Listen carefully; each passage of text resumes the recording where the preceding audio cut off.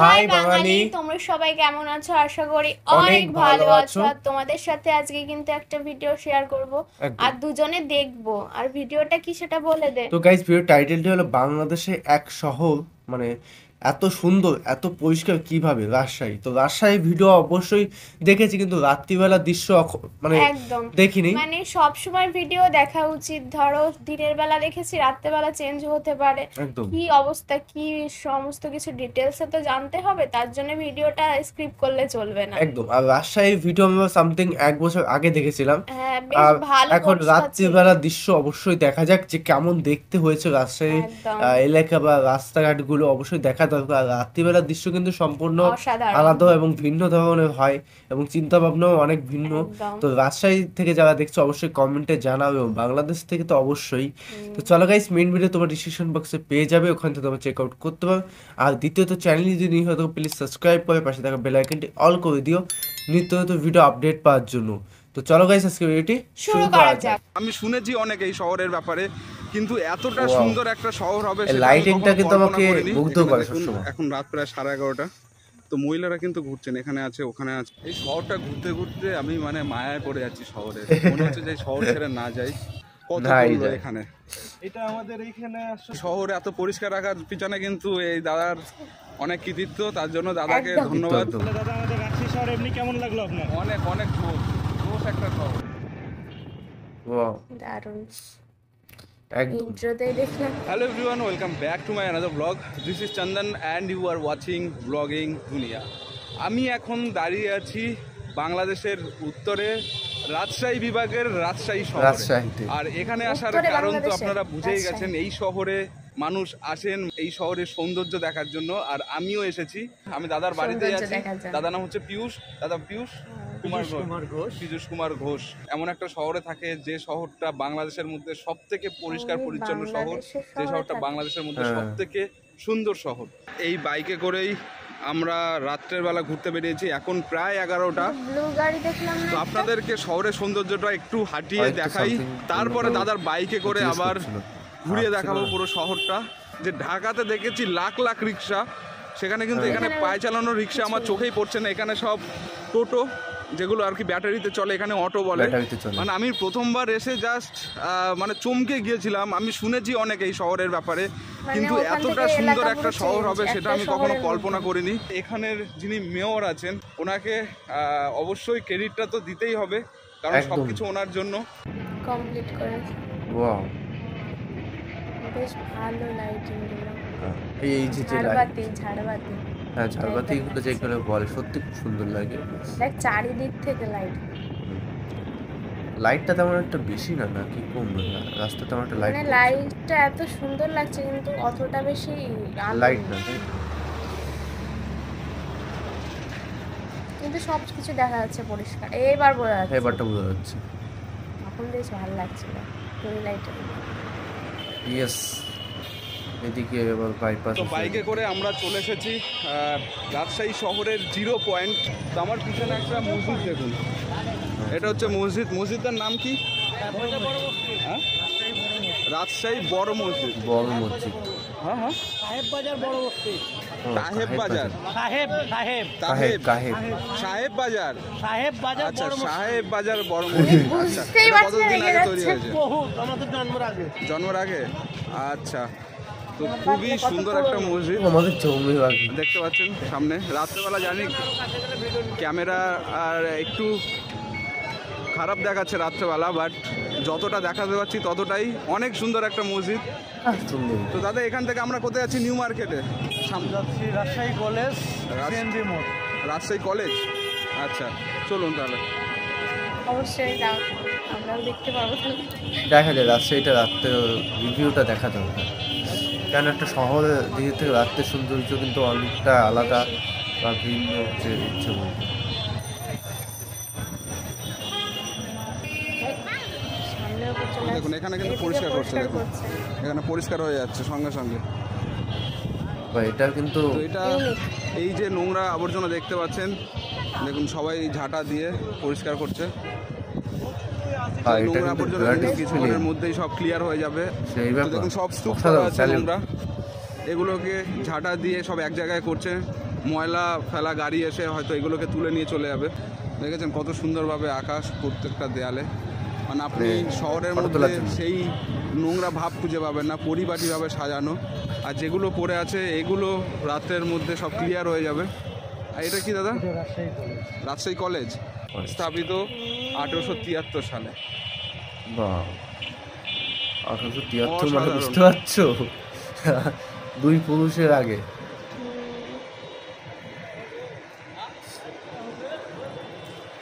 College এত সুন্দর, court মনে হচ্ছে। আগেকার কলেজ তো। এটা যদি দিনের বেলা এসে আপনাদেরকে দেখাতে পারি অবশ্যই দেখাবো, কারণ খালি চোখে যতটা সুন্দর লাগছে ক্যামেরাতে হয়তো অতটাও লাগছে না। মানে আগেকার মডেল না, ওটাকে সৌন্দর্য ধরে রেখেছে এখন, সত্যি খুব সুন্দর। একটা পুরোনো স্মৃতিকে ধরে রাখা মানে সেই। এটা মুসলিম ছাত্রাবাস। ও, যেখানে ছাত্ররা হয়তো থাকে, ঠিক জানি না, ডিটেলসে জানিয়ে দিও ওটার মানে কি। ছাত্রবাস মানে ছাত্ররা বাস করে এখানে। তো এইটা হচ্ছে বাংলাদেশের সব থেকে পুরনো জাদুঘর। আর নাটোরের রাজা এটা তৈরি করেছিলেন, বাট এখানে লাইটের অভাবে আপনারা হয়তো বুঝতে পারছেন না। তো দিনের বেলা চেষ্টা করবো একবার এসে দেখানোর জন্য, বাট এই ভিডিওতে আপনারা অন্ধকারে দেখুন, যেহেতু রাত হয়ে গেছে, যেখানে লাইট আছে সেখানেই আপনারা পরিষ্কার বুঝতে পারছেন, আর লাইট ছাড়া অন্ধকার। এই যে রিক্সাগুলোর মানে জন্য আশেপাশে কোনো কিছুর অভাব নেই, চারিদিকে অনেক কিছুই আছে। এই রাস্তাটা চওড়া হবে আরো, যার জন্য ওই লাইটগুলো এখানে এখনো অবধি দেননি। দাদা বলছিলেন যে আগামী 10-15 বছরের জন্য একটা প্ল্যানিং চলছে শহরের, আর সেটা খুবই একটা সুন্দর প্ল্যানিং। সমস্ত কিছু যদি ঠিকঠাকভাবে কমপ্লিট হয়ে যায় তাহলে এই শহরটা আরও সুন্দর হয়ে উঠবে। তো দেখুন এইটুকু কিন্তু লাইটটা নেই, আবার সেই লাইট শুরু। আমরা পদ্মার ধারে যাচ্ছি এখন। পদ্মাও আছে এই শহরের মধ্যে। পদ্মা বলতে কি এটা বুঝলাম না, পদ্মা ব্রিজ নাকি? আমি মানে মায়া করে যাচ্ছি শহরের, মনে হচ্ছে যে শহর ছেড়ে না যাই। আমরা পদ্মার একদম পাড়ে চলে এসেছি। তো এখান থেকে আপনাদের পদ্মা তো দেখাতে পারবো, নদীতে হয়তো কাছাকাছি নিয়ে যাবো আপনাদেরকে। ও, সেরকম লোক মানে ওই সামনে হয়তো নদী মনে হচ্ছে, তাই না? ওই যে ব্যারিকেডটা যেটা দিয়া, এই তো নিচু নিচু জায়গা মানে সামনেই পদ্মা। ওয়াও, সামনের থেকে হয়তো নদী উপভোগ করা যায়। আমরা ঘুরতে ঘুরতে চলে এসেছি মুক্ত মঞ্চের রাজশাহী। তো দাদা একটুখানি এদিকে আসতে, মুক্ত মঞ্চ। আমি ভিডিও করছিলাম, তো দাদারা আমার এই ক্যামেরা সেট আপ আর কি, যেটা স্ট্যান্ড আছে, এগুলো দেখে দাদারা আমাকে ডাকলেন, কথা বললেন। আর মানে এত ভালো মানুষ, কি খাবেন করতে করতে মিষ্টি থেকে দাদারা এটাই তো বাংলাদেশের উদাহরণ। খেয়ে এসেছি, জায়গা নেই তো শুধু জল হলে হবে। দাদা নাম কি দাদা? আমার নাম মোহাম্মদ রিয়াদ হাসান। আর আমার একটা ছোটখাটো চ্যানেল আছে, তো যাই হোক আমার নামটা একটু বলে। আমার চ্যানেলের নাম রিয়াদ হাসান নামেই আছে। রিয়াদ হাসান মানে কি কন্টেন্ট? আমি আসলে কবুতর নিয়ে আর কি কাজ করি, মানে পায়রা, ফ্যান্সি কবুতর। হ্যাঁ, কাজ করেন। দাদা আপনার নাম? আমার নাম মোহাম্মদ আশরাফুল ইসলাম। আচ্ছা, আপনি কি মানে বিজনেস করেন? গাড়ি। আচ্ছা, তো দাদাদের সঙ্গে কথা বলে খুব ভালো লাগলো। আমি সেটাই বলছিলাম যে আপনাদের সঙ্গে কথা বলে ভালো লাগলো, নতুন নতুন মানুষের সঙ্গে কথা বলতে ভালো লাগে, ভালোই লাগে। দাদাদের নিয়ে এসি আর কি এখানে গঙ্গার পাড়ে। মুক্ত মঞ্চটা একটু দেখাই দিই, যেহেতু আমাদের অতিথি, আর সবসময় চাই বাইরে থেকে যেহেতু অনেক কন্টেন্ট দিল ছুঁয়ে যাওয়া কথা। তো আমাদের রাজশাহীটা কিন্তু অনেক সুন্দর, তো আপনারা অবশ্যই রাজশাহীতে ঘুরতে আসবেন। রাজশাহীতে ঘুরতে আসলে আপনাদের কিন্তু অবশ্যই অনেক ভালো লাগবে। আর দাদাও যেহেতু আসছে, আমরা দাদার দেখি কতটুকুটা আর কি দাদাকে সাহায্য করতে পারি আর কি। আর আমাদের রাজশাহীর মানুষজন এমনি অনেক ভালো, তো আপনারা অবশ্যই যেখান থেকে ভিডিওটা দেখছেন না কেন অবশ্যই দাদার পাশে থাকবেন, দাদাকে সাপোর্ট দিবেন, সাবস্ক্রাইব করবেন, আর অবশ্যই আমাদের রাজশাহীটা ঘুরে দেখবেন। কার আপনি এদিকে আসুন না, কথা বলবে। লাম ভাইয়ের পানিপুরি আর ঝালমুড়ি খুব বিখ্যাত। আপনি এখানে পানিপুরি দেন এই গঙ্গার পাড়ে? আচ্ছা, এখানে দোকান দাদার নাম কি? লাম। আচ্ছা, লাম। আচ্ছা, সবাই ইন্ট্রো দিচ্ছে। প্লেট কত? 50 টাকা প্লেট। কটা থাকে পানিপুরি? 10 পিস থাকে। হাতে বানানো নাকি? না, হাতে বানানো। হাতে বানানো। আচ্ছা, আরো আছে লেবু পিনিক আছে, লেবু চুর আছে, ভাঙচুর আছে, ঝালমুড়ি, আচ্ছা, অনেক মানে আমাদের নাম করা ঝালমুড়ি। এটা জায়গাটার নাম কি? কোথায়? রাজশাহী মুক্ত মঞ্চ। মুক্ত মঞ্চে আসলে আপনাকে পেয়ে যাবে। হ্যাঁ, আসলে এই যে এখানে যে দোকান ফাঁকা আছে, আচ্ছা, মানে নামতে সোজা আমার দোকান। কখন থেকে কখন খোলা থাকে? 4টা থেকে রাত 9টা 10টা। 4টা থেকে রাত 9টা 10টা মানে বিকেল। খুব সুন্দর দাদা, থ্যাংক ইউ। আচ্ছা আসবেন সবাই আসবেন, দাদার পানিপুরি খাবেন। ওকে, আচ্ছা ভাই থাকেন। হ্যাঁ থ্যাংক ইউ। বাংলাদেশে আচ্ছা দাদা, পানিপুরি শহরের বলে না, ব্যাপারে একটুখানি ফুচকা বলে কিছু না? বলুন, যে কি শহরের না এই নতুন যে নতুন এত আইটেম পরিষ্কার বললো, পরিচ্ছন্ন চিনি না সম্ভব কি হয়তো করে? আমরা। আচ্ছা, এটা আসলে আজ থেকে কয়েক বছর আগেও শহরটা কিন্তু এত পরিষ্কার ছিল না। আচ্ছা, তো আমাদের মাননীয় মেয়র সাহেব, তো উনি আসলে যখন ক্ষমতায় নাম আসছেন, কি? ওনার নাম হচ্ছে খায়রুজ্জামান লিটন সাহেব। আচ্ছা, তো উনি আসার পরে আমাদের শহরটা একদমই সম্পূর্ণ চেঞ্জ করে দিচ্ছেন। এখনো বর্তমানে কাজ চলতেছে অনেক জায়গায়, এগুলো আসলে সম্পূর্ণ হয়ে গেলে ও একদম আচ্ছা। রাস্তার ঘাট আরো অনেক সুন্দর হয়ে যাবে। হয়তোবা একটু এই কারণে হয়তোবা একটু ধুলাবালু দেখা যায়, তাছাড়া কিন্তু আশা করি সব জায়গায় আপনি মোটামুটি ঘুরছেন, তো আশা করি সবকিছু আপনি পরিষ্কারই দেখতে পাইছেন। একদম একদম। যদি মানসিকতা ঠিকঠাক থাকে, আমাদের দেশ হোক, এই দেশ হোক, যে দেশই হোক, সকল কিছু চেঞ্জ করে চেঞ্জ করা সম্ভব। কিন্তু এই রাজশাহী শহর থেকে কিন্তু আমি সেটা ভালোভাবে বুঝতে পারছি সম্পূর্ণ কিছু কিন্তু পরিকল্পিতভাবে তৈরি করা। করা আমাদের মানে শহর। আজকে 15 বছর পরে কি হবে সেটা কিন্তু আজকের পরিকল্পনা করছেন। মানে এরকম ভাবে একটা বাহ। শহর ডেভেলপ হয়। আর প্রত্যেকটা শহর যদি আমাদের ওখানেও একই রকম, যদি কোনো শহর নোংরা থাকে তো সেই শহরে এইভাবে ডেভেলপ করা আমি মনে করি উচিত।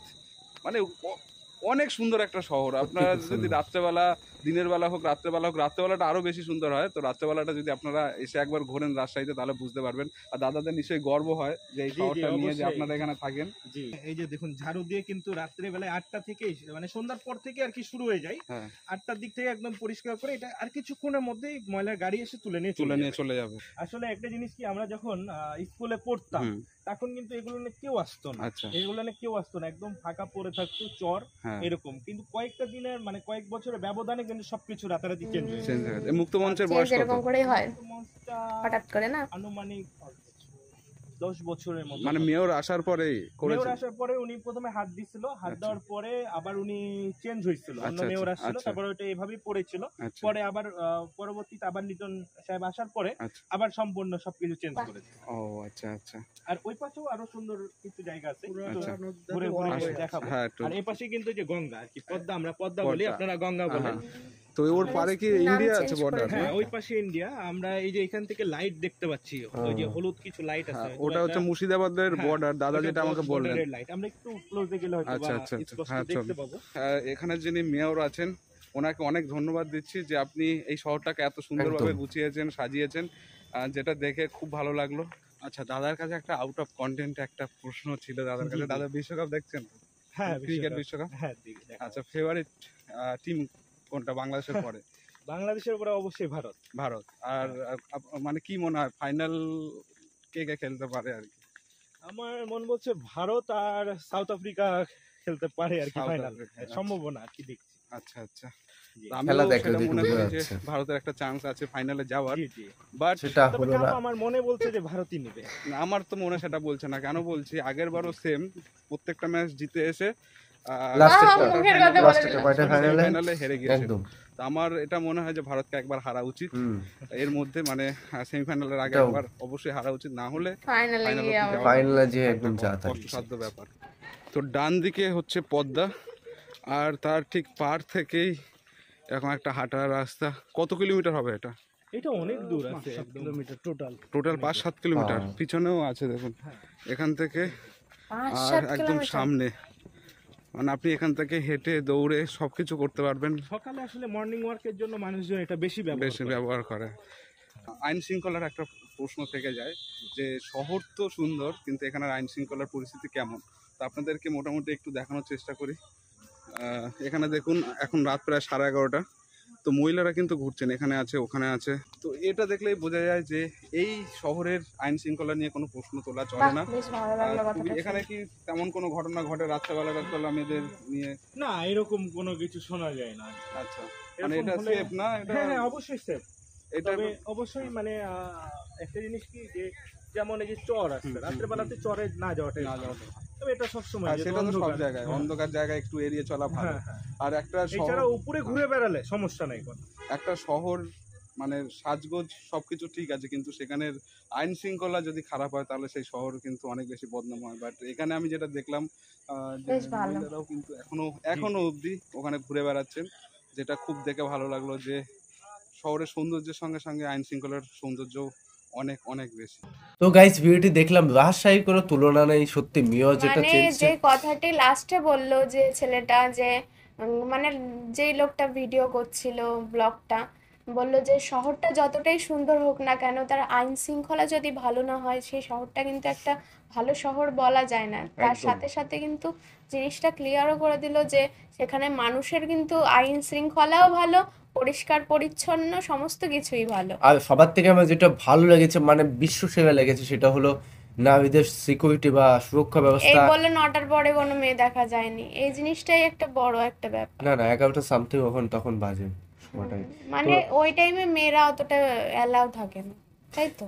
না যায় না। না না, মেন মেন কথা হচ্ছে কি, একটা ফ্রিডম টাইপের, দেখো মেয়েরা সবসময় বাইরে ঘুরতে পারবে বা তাদের কাজ, অনেকে হয় না মেয়েরা কাজ করে আসছে, বিজনেস করে আসছে বা কোথাও চাকরি করে আসছে, যেখান থেকে আসুক না কেন, কেউ মামা বাড়ি থেকে মাসি বাড়ি যেখান থেকে আসুক না কেন, সে ফ্রিডমটা পাচ্ছে যে আমার কোনো শহরে কোনো প্রবলেম হবে না, আমি ইচ্ছা মতন বেরোতে পারছি রাত্রি 12টার সময়।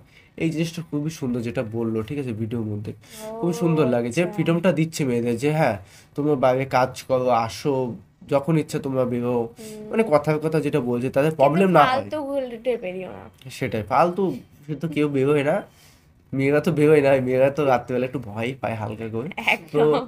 হ্যাঁ, অনেক অনেক কিছু কাজ থাকে, কেউ বিজনেস করে, কেউ অনেক অনেক দূর থেকে আসে, কেউ বাইরের থেকে আসছে বা বিভিন্ন দেশের থেকে আসে, ওই সামথিং ওই সময়টা হয়ে যায়। আর তাছাড়া তোমাদের কিছু কি না। মনে হয় অবশ্যই কমেন্টে জানাও। হুম। আর রাজশাহী কে কে থাকে অবশ্যই কমেন্টে জানাও, তোমাদের কোনো রিলেটিভ থাকলেও কমেন্টে জানাও। একদম। তো চলো গাইস, তো একটা ফ্রেশ ভিডিওতে দেখাবে, এরকম রিলেটেড ভিডিও অবশ্যই চ্যানেলে আনবো এবং একদম। তোমাদের রিকোয়েস্ট অবশ্যই রাখবো, যত সম্ভব তোমাদের রিকোয়েস্ট কিন্তু রাখছি। এবং কমেন্ট মানে কদিন ধরে দেখছি অনেক কম হ্যাঁ, করছে অনেকে। তো হয়তো ভিডিও ছাড়ার মানে মাঝে ছাড়া মাঝে বন্ধ হচ্ছে না হচ্ছে না বলে আমাদের। হয়তো কমেন্ট একটু কমে গেছে, কিন্তু অবশ্যই কমেন্ট করো আগের মতন। বেশ চলো, ভালো লাগে। একদম। তো চলো গাইস, বাই বাই, টাটা। Take care.